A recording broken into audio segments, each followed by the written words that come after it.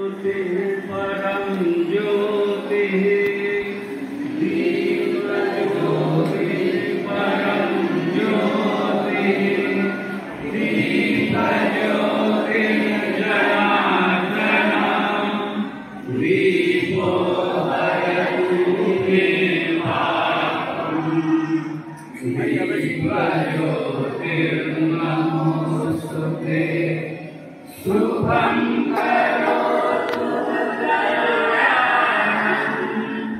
आरोग्यं सुखसम्पदः द्वेषबुद्धिविनाशाय आत्मज्योतिर्नमोस्तुते आत्मज्योतिर्प्रदीप्ताय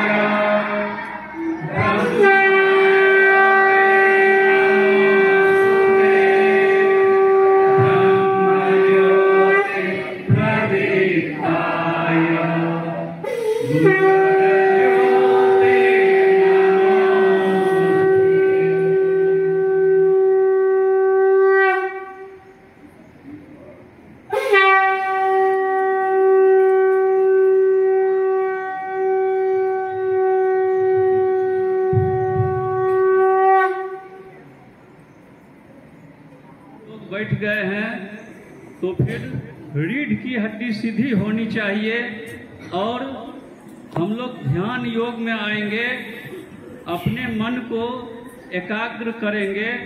जो मन हमारा इधर उधर चंचल होकर बहिर्मुख हो रहा है, दौड़ रहा है, इस मन को धीरे धीरे अंदर बहिर्मुख करने का कोशिश करेंगे, क्योंकि यह योग भारत का एक अमूल्य उपहार है जो देश में नहीं देश में भी संव्याप्त है।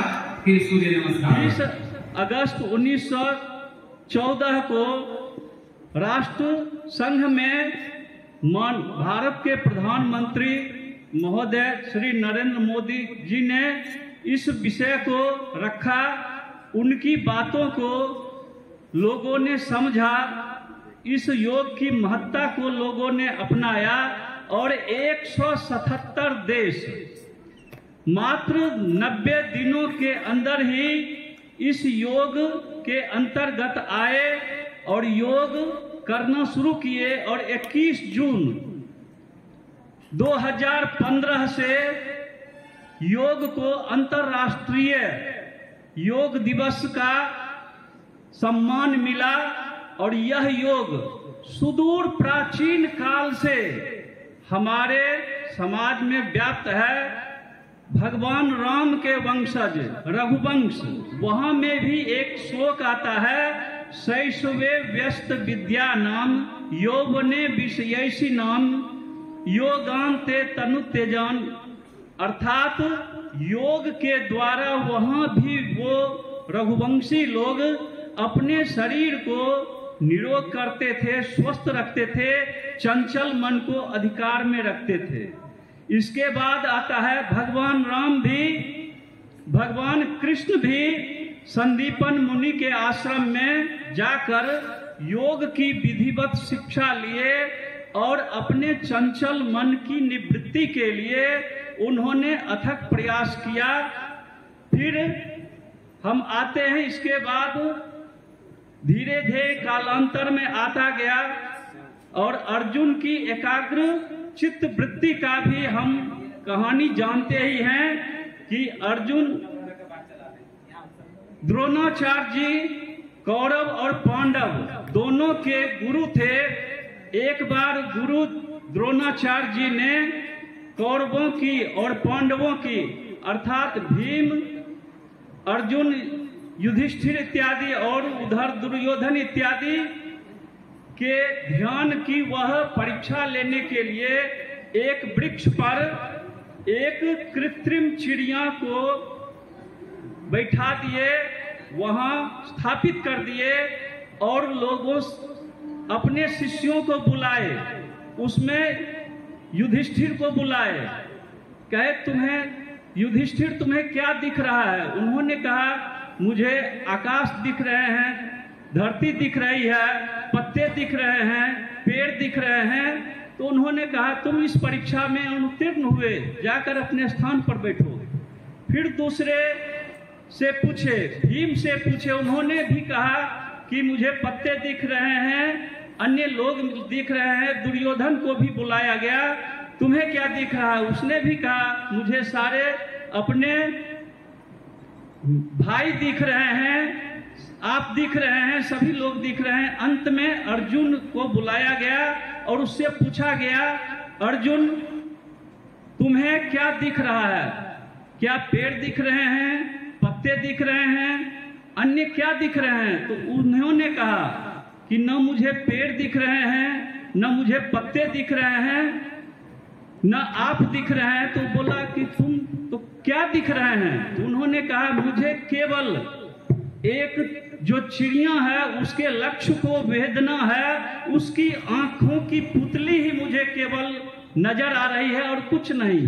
तब उन्होंने, गुरु ने पीठ थपथपाते हुए कहा कि जिसका लक्ष्य एक टक रहता है, एकाग्र रहता है, वही जीवन में कुछ कर पाएगा। और उन्होंने कहा ठीक है तुम धनुष संधान करो। और कहा जाता है उन्होंने धनुष संधान किया और चिड़ियों की आंख को बेध डाला।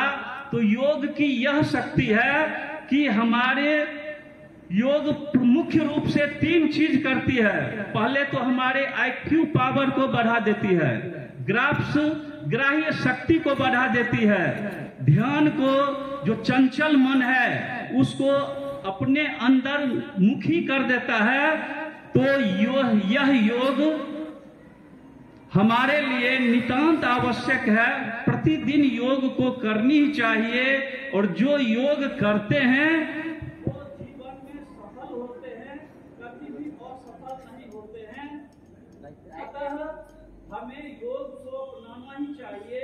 इसी कड़ी में अब योग के संकल्प को, ठीक है, तो यह योग अपने देश में ही नहीं, आज के दिन में यह पूरे विश्व के 177 देश तो पहले की गणना थी, इस बार हो सकता है और बढ़ जाए, क्योंकि सारी समस्याओं का यदि निदान है तो वह योग है। अभी हम देख रहे हैं विश्व अस्थिर है, विश्व में अभी लड़ाई चल रही है, विश्व तृतीय विश्व युद्ध के विस्फोटक पर बैठा हुआ है और इसका एक ही समाधान है। एक तरफ ईरान है, एक तरफ अफगानिस्तान है, एक तरफ इजराइल है। कोई किसी को बात मान नहीं रहा है और योग ही अभी के संदर्भ में भी एकमेव उपाय है। इसलिए योग को हमें अपनाना ही पड़ेगा। इसलिए समय रहते हम भी योग को प्रतिदिन करें, अपना शरीर मन स्वस्थ रखें। यह योग का संदेश है। योग हरिओम हरिओम। कृपा रहे कि उन्होंने कार्यक्रम के लिए इतना अच्छा वातावरण उपलब्ध कराया। हम सभी भैया बहन, आचार्य जी, दीदी जी उत्साह पूर्वक इस कार्यक्रम को संपन्न करा पाए, इसके लिए परमपिता परमेश्वर को बहुत बहुत धन्यवाद। और इस कार्यक्रम में पधारे सभी भैया बहन, आचार्य जी, दीदी जी, विद्यालय के प्रधानाचार्य जी, उप प्रधानाचार्य जी, ग्राम विकास योजना के भैया बहन, ग्राम विकास योजना से संबंधित कार्यकर्ता, आचार्यगण, दीदी जी गण, दीदी जी, सभी लोगों का इस विद्यालय परिवार की ओर से आज के कार्यक्रम में सम्मिलित होने के लिए आभार और कृतज्ञता व्यक्त करता हूं।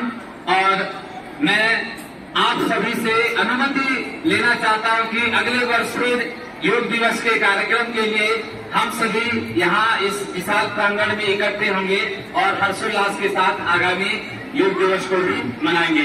इससे पहले ये संकल्प लेते हुए आज यहाँ से जाएंगे कि प्रत्येक दिन अपने जीवन का कुछ समय योग और प्राणायाम के लिए हम लोग अवश्य देंगे। आप सब लोगों का बहुत बहुत धन्यवाद। भारत माता की, भारत माता की, वंदे वंदे वंदे। बहुत बहुत धन्यवाद। जिस प्रकार से आज्ञा होगी उसी प्रकार से भी अपने